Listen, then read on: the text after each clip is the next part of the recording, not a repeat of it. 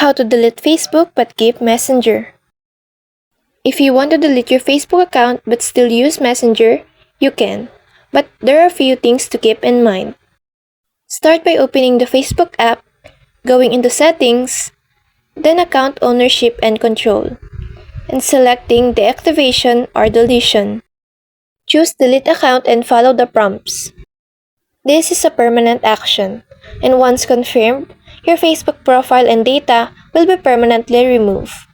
However, Messenger will still work as long as you use the same login email or phone number and password. Just note that without a Facebook profile, you won't be able to see your friends' profiles or message people you weren't already chatting with. You'll also need to log in directly to the Messenger app. Some features may not be available since they rely on a connected Facebook account.